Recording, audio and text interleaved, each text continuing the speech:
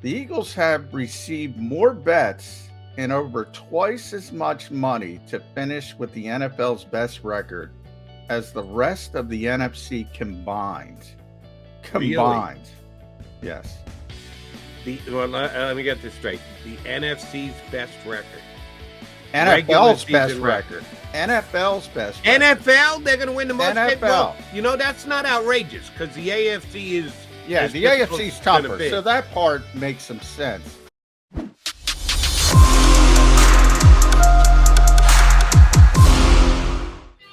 Appreciate you streaming on in here on Birds 365. He's John McMullen. I'm Jody McDonald. You're Mac and Mac, Birds 365 guys. All right, Johnny Mac. You and I were here the Monday after the Eagles got beat up by the Tampa Bay Buccaneers in the first round of the playoffs, and we said, "Now we got to wait 8 months, 8 months until the Eagles play another meaningful game." And then we went through the OTAs and we got down to single-digit weeks, only 9 weeks before the Eagles kick off against the Detroit Lions. Well, earlier last week was 9 days, single digits. We're down to 9 days. Johnny Mac, I tell you that we are now down to just double-digit hours. We are 99 hours and change away from the start of the Philadelphia Eagles football season in Detroit against the Lions. And the hype has gotten to the point where I'm starting to look in the other direction, Jody. When everybody goes one way, that's not a good sign. You're doing a zigzag thing? Yeah, that's not a good sign. So I got an email from one of the betting services, and that shall remain nameless because all our listeners should go to Ocean Casino and Resort. So I'll say that. So I want to read how it was described. The Eagles have received more bets and over twice as much money to finish with the NFL's best record as the rest of the NFC combined. Combined. Really? Yes. Let me get this straight. The NFC's best record. NFL's best record. NFL's best record. NFL, they're going to win the most. NFL. Well, that's not outrageous because the AFC is. Yeah, the AFC's tougher, so that part makes some sense. But I mean, come on. All right, where are we going with this? What if the expectations are that out of whack? Where are we going with this? All right, well, I understand betting's a little bit different because you're looking for some value, and the Eagles are 25-1 in that particular bet. So you're getting some value there. You're getting some heft, but this is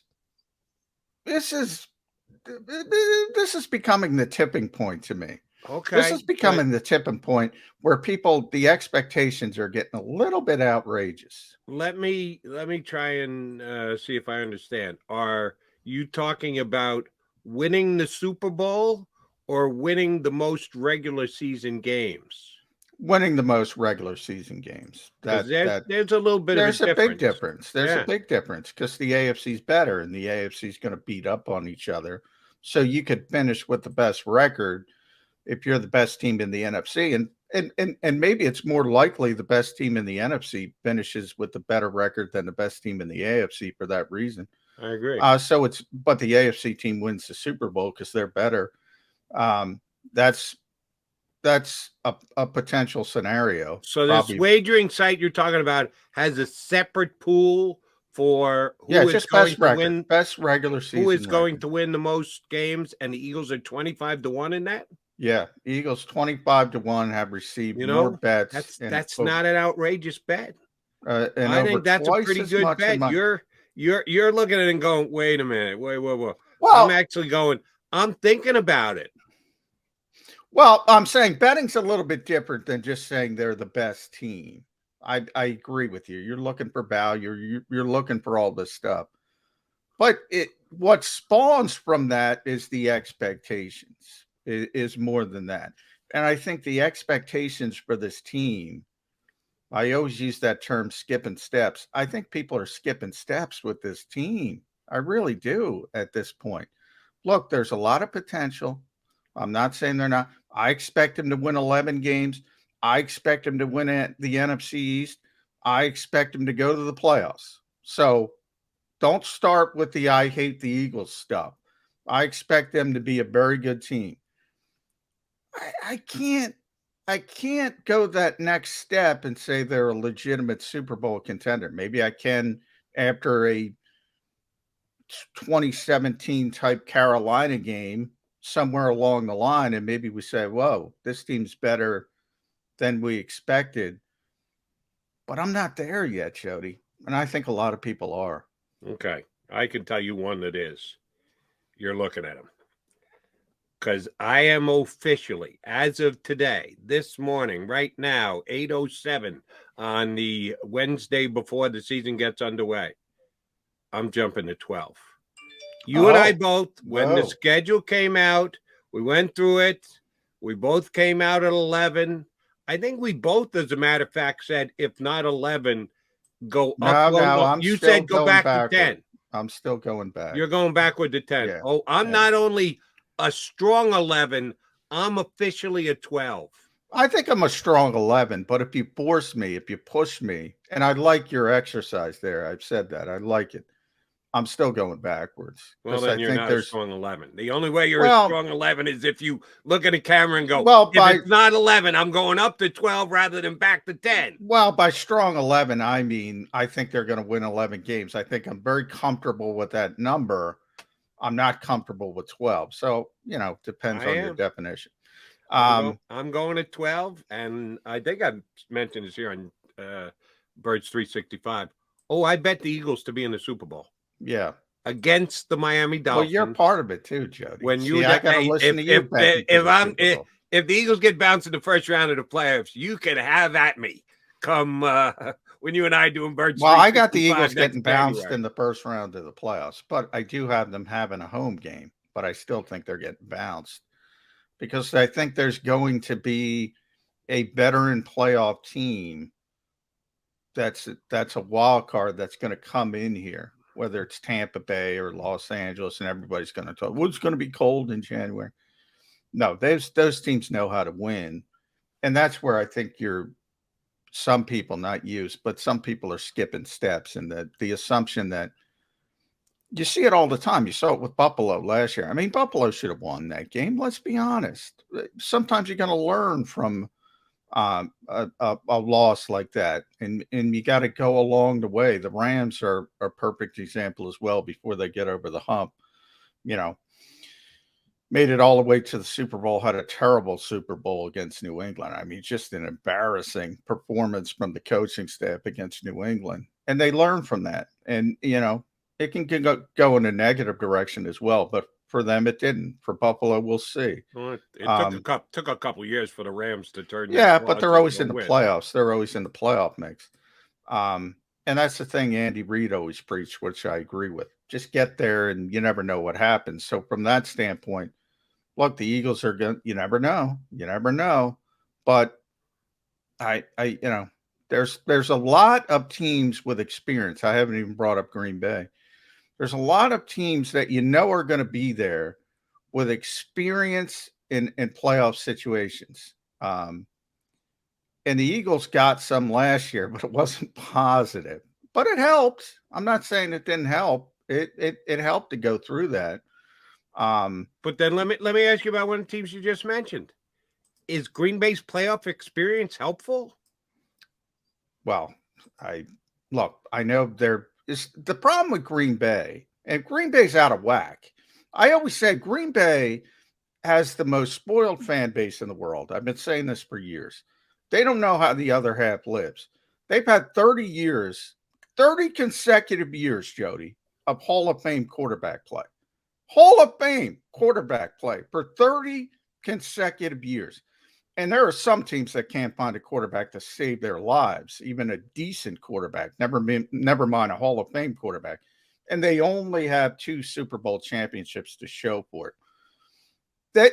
The expectation of that team, that fan base, is to win every single week. That fan base goes into every game thinking they're going to win it. And by the way, they should. Even when they're not favored, they think they're going to win because they're used to having that kind of quarterback play. So when they don't win, it's such a huge letdown I think people overreact to it. Last year, I mean, they should have won that game, similar to Buffalo. It was special teams gap. San Francisco was awful in that game. They were awful too, but they should have won the football game. They didn't. In a one and done situation, you can always have that. That's why it's so tough to win a Super Bowl. They're going to be there, though, Jody. I think they're going to be in the playoffs, but just the same way you track 35 years of Hall of Fame play. We're looking at a decade now of not being able to get over the top. At some point, you look and go, all right, yeah, we're going to win 12. We're going to win 13 games. But why do we think we're going to win a playoff game? If you're conditioned by what's previously happened, the same way you described the fan base looking at the great quarterback play and the outrageously good regular season records, you can also say the same thing about the postseason. That you can always there when they need to with that Hall of Fame quarterback. Only one team is standing at the end. So we can say that about Kansas City. We've said it about Andy Reid for years. As good as Patrick Mahomes is, he's only got one. He's much younger. But it's really, really difficult. Josh Allen, 13 seconds away. He's got none yet. You can always harp on the fact that only one team wins at the end. And that's why it's very difficult. But it was the same thing. And by the way, you were right. Tom Brady lost in the end last year, but he's won plenty. He's won more than anybody else. But you were right when it came into, Eagles fans were saying, well, that roster matches up. Some Eagles fans, that roster matches up better with so-and-so. Give us Tampa Bay. And you were you don't want Tom Brady. You don't want Aaron Rodgers. You don't want Aaron. You never want. There's no defensive coach in this league. And I've talked to a bunch of them that is going to say, give me Aaron Rodgers. Nobody in this league. I see you say, I'm telling you, Jody, nobody in this league wants to face Aaron Rodgers. Doesn't mean you can't beat him. Plenty of teams have, but it makes it, I always talk about margin of error. It makes it more difficult. Here's what I said last year, and you'll remember it, John. I wanted Aaron Rodgers before I wanted Tom Brady. Well, that's a mistake. I wanted it. Okay, we got Tom Brady. How'd that work out? It didn't work out well, but it wouldn't have worked out well with Aaron either. I mean, they weren't prepared. That's something we'll never know. We know what happened against Brady and the Bucs. We'll never know what would have happened. San Francisco did go in there despite not scoring an offensive touchdown. They found a way to win the game. Well, yeah, and they deserve credit for it. And, then you can go fast forward and say they should have won the championship game, to be honest. If Jaquiski Tartt could pick up an easy pass, and then the whole Rams narrative is different. That's why I don't get caught up in individual situations. If you're coming to me as a defensive coordinator and say, give me Aaron Rodgers, I'm rolling my eyes at you. I don't want any stinking part of that. That doesn't mean I'm going to roll over. That doesn't mean I'm not going to try to beat the guy. That doesn't mean I'm not going to beat the guy. But if you give me options, and I've said this a lot over the years, and anybody who's listened to me knows, nobody has ever played the position at a higher level than Aaron Rodgers. Nobody. And that's not coming from me. That's coming from defensive coaches that I've talked to. And yeah, I generate a tremendous respect for the guy. And I know people like him, dislike him for other reasons, and have at it. He seems like a insufferable guy, to be honest. But that's not going to tint my view of his football acumen. And my overranging point is you still have Green Bay, you still have Tampa Bay, you still have the Rams, you still have the 49ers, who, by the way, I'm picking to go to the Super Bowl. Really? You have all these teams. You're on the Trey Lance bandwagon? Yeah. Here's my thought, and this is why I picked San Francisco. They made a Super Bowl. They should have made another Super Bowl with a quarterback the coach hates. If Trey Lance can play even a little bit, they're going to be better, and they have the best roster in the NFC. That's why I'm picking San Francisco. Good luck with that. I'll take Trey Lance as a playoff opponent. If the Eagles get there and they get San Francisco, I'll take my chances Well, but that's playing Trey Lance and the 49ers over Aaron Rodgers and the Green Bay Packers. but that's my point, Jody. I'm not picking Trey Lance to beat Aaron Rodgers. I'm not picking Trey Lance to beat Matthew Stafford. I'm not picking Trey Lance to beat Aaron Rodgers. I'm not even picking Trey Lance to beat Jalen Hurts. I'm picking the 49ers to beat insert name. Well, but that's what I said about the Packers. And you go, yeah, but it's Aaron Rodgers. The Packers don't win in the playoffs, John. Margin of error, When they Jody. get there the last 10 years, the Packers don't win. But you say, Well, no defensive coordinator would want to face Aaron Rodgers. Well, you're facing Aaron Rodgers, but you're facing Aaron Rodgers and the Packers have a track record of not winning big games in the playoffs, even losing at home in the playoffs. But I mean, this is the same thing I went through for years with Andy Reid. Andy Reid can't win the big game. How many stinking playoff games has Andy Reid won? How many stinking playoff games? He loses the last one, and then it clouds the vision. How many championship games have the Packers been in? How many? They're winning playoff games. Now, they didn't do it last year, so there's a little recency bias, but they've won a lot of playoff games over the years.